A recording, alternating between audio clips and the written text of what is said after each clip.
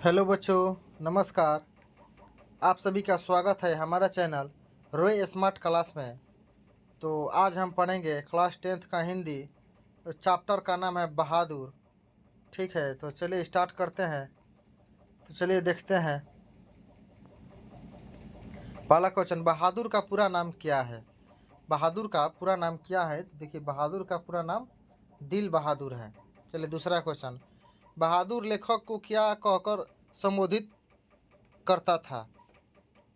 चलिए दोस्तों बताइए, बहादुर लेखक को क्या कहकर संबोधित करता था? तो चलिए देखिए, इसका आंसर होगा साहब, साहब जी, साहब जी। चलिए अगला क्वेश्चन 3 नंबर, बहादुर पर चोरी का आरोप कौन लगाता है? बहादुर पर चोरी का आरोप कौन लगाता है? चलिए इसका आंसर देखिए। देखिए इसका आंसर होगा घ, निर्मला के रिश्तेदार। चलिए अगला क्वेश्चन देखते हैं 4 नंबर, लेखक के रिश्तेदार ने बहादुर पर क्या आरोप लगाया? देखिए इसका आंसर होगा क, पैसे चुराने का, पैसे चुराने का। चलिए 5 नंबर, बहादुर शीर्षक कहानी के लेखक कौन है? देखिए इसका आंसर है क, अमरकांत। चलिए 6 नंबर, बहादुर कौन था? बहादुर कौन था? बहादुर देखिए ग, 12-13 साल का नेपाली नेपाली लड़का, 12-13 साल का नेपाली लड़का।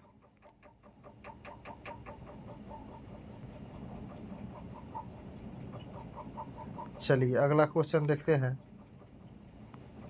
7 नंबर, बहादुर कैसी कहानी है? बहादुर कैसी कहानी है? तो देखिए बहादुर ग, सामाजिक कहानी है।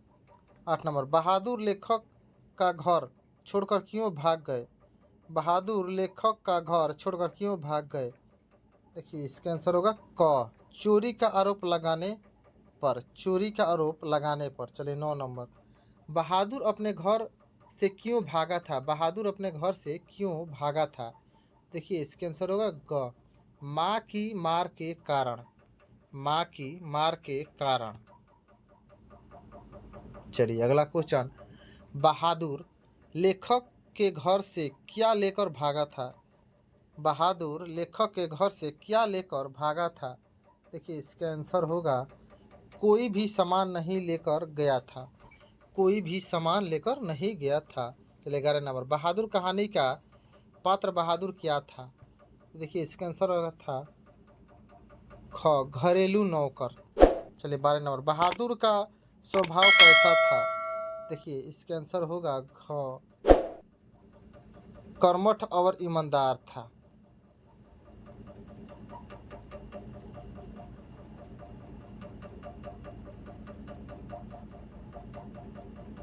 चलिए 13 नंबर देखते हैं, बहादुर को लेखक के घर कौन लाया था? बहादुर को लेखक के घर कौन लाया था?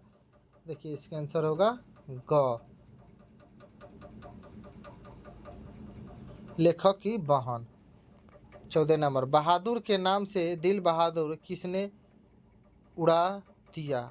बहादुर के नाम से दिल बहादुर किसने उड़ा दिया? तो देखिए इसका आंसर होगा क, निर्मला ने। 15 नंबर, बहादुर या दिल बहादुर कहाँ का रहने वाला था? बहादुर या दिल बहादुर कहाँ का रहने वाला था? देखिए इसका आंसर होगा ग, नेपाल का। चलिए अगला क्वेश्चन, बहादुर का बाप कहाँ मारा गया था? बहादुर का बाप कहाँ मारा गया था? तो देखिए इसका आंसर होगा क, युद्ध में। चलिए 17 नंबर देखते हैं, बहादुर से मार खाकर भैंस भागी भागी किसके पास चली आई? बहादुर से मार खाकर भैंस भागी भागी किसके पास चली आई? तो देखिए इसका आंसर होगा ख, माँ के पास। चलिए अगला, कहानी है घ, परंपरा की मूल्यांकन, कहानी है परंपरा की मूल्यांकन। चलिए अगला क्वेश्चन, अमरकांत का जन्म कब हुआ था? अमरकांत का जन्म कब हुआ था? तो देखिए अमरकांत का जन्म 1925 ईस्वी में हुआ था। चलिए अगला क्वेश्चन देखते हैं। अखिल भारतीय कहानी प्रतियोगिता में अमरकांत की कौन सी कहानी पुरस्कृत हुई थी? देखिए इसका आंसर होगा पुरस्कृत डिप्टी कलेक्टरी थी, डिप्टी कलेक्टरी थी। चलिए 21 नंबर। हिंद के सशक्त कथाकार अमरकांत का जन्म कहाँ हुआ था? तो देखिए इसका आंसर हुआ था ग नंबर नागरा बलिया उत्तर प्रदेश। नागरा बलिया उत्तर प्रदेश में इसका जन्म हुआ था। ले 22 नंबर। वानर सेना नामक बाल उपन्यास किसने लिखा है? देखिए इसका आंसर होगा घ अमरकांत।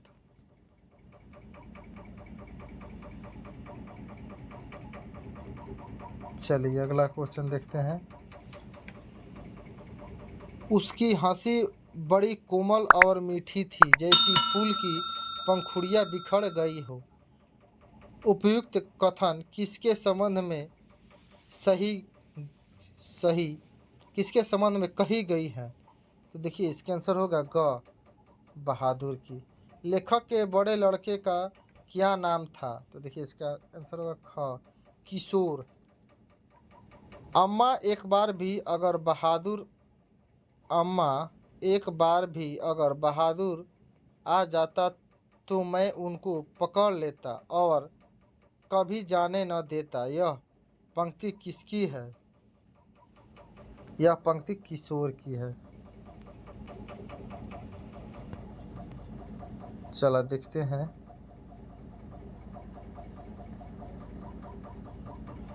छब्बीस। यदि मैं न मारता तो शायद वह न जाता। यह पंक्ति किसकी है? लेखक की। 27 नंबर। निर्मला कौन थी? निर्मला लेखक की पत्नी थी। चलिए अब दूसरा चैप्टर पढ़ते हैं हम। चलिए दूसरा चैप्टर परंपरा का मूल्यांकन। परंपरा का मूल्यांकन पाठ साहित्य की कौन सी विधा है? वह है निबंध। परंपरा का ज्ञान किसके लिए आवश्यक है? क जो लकीर के फकीर न होकर रूढ़ियों को तोड़कर क्रांतिकारी साहित्य की रचना करना चाहते हैं। चलिए अगला क्वेश्चन। परंपरा का मूल्यांकन शीर्षक पाठ के लेखक हैं रामविलास शर्मा। रामविलास शर्मा का जन्म कब हुआ था? ख 10 अक्टूबर 1912 ईस्वी में।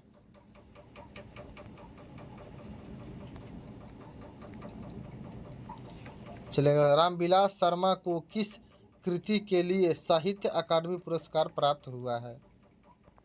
इसका आंसर होगा ग निराला की साहित्य साधना से।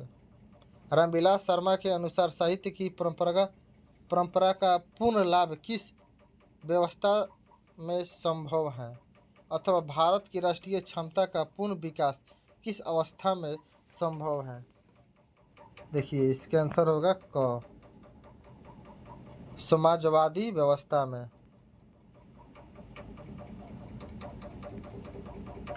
चलिए अगला क्वेश्चन। निराला की साहित्य साधना के रचनाकार हैं रामविलास शर्मा। हिंदी में जीवनी साहित्य को एक नया आयाम दिया। ग रामविलास शर्मा ने।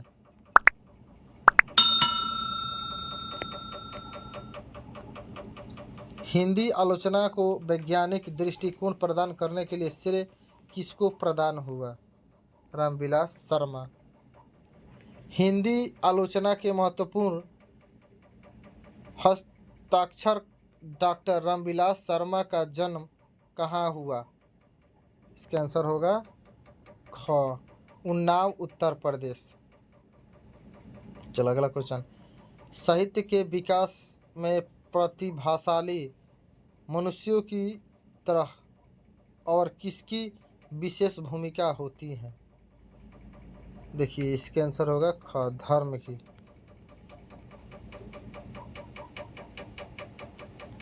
12 नंबर। दूसरों की नकल कर लिखा गया साहित्य कैसा होता है? अधेय अधर्म।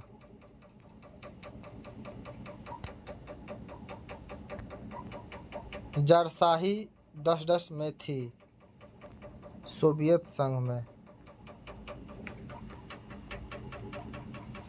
14 नंबर, कला का पुण्यत निर्दोष होने भी एक दोष क्यों माना जाता है? देखिए इसका आंसर होगा क्योंकि श्रेष्ठ कृतित्व में दोष नहीं होता है। चलिए अगला क्वेश्चन, प्रगतिशील साहित्य का संबंध है घ, इनमें से कोई नहीं। 16 नंबर, सोवियत संघ के लोग हिटलर विरोध संग्रह को किस तरह के संग्रह की संज्ञा देते हैं? क, महान राष्ट्रीय संग्रह। हमारे देश की संस्कृति में किन दो महान साहित्य ग्रंथों का अलग कर देने से हमारे साहित्य की आंतरिक एकता टूट जाती है? वो है घ, रामायण और महाभारत।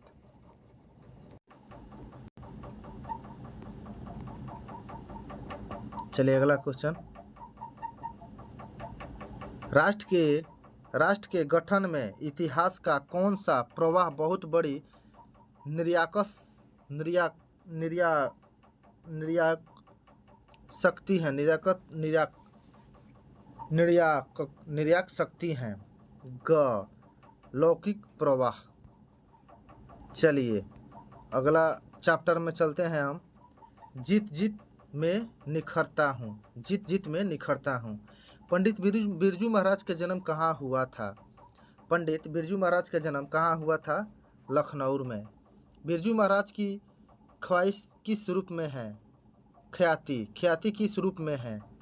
का नर्तक। बिरजू महाराज किस शैली के नर्तक हैं? कथक।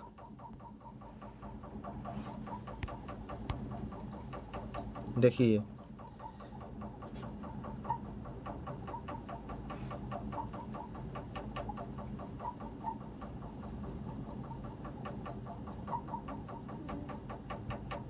चलिए अगला, बिरजू महाराज की शैली के नर्तक थे? कथक। चलिए चौथा और लास्ट, बिरजू महाराज का संबंध किस घराने से है? क, लखनऊ घराने से है। तो चलिए बच्चों आज के लिए इतना ही, ठीक है। चलिए अगला वीडियो में इसका जो भी चैप्टर होगा हम करेंगे, ठीक है। चलिए आज के लिए जय हिंद।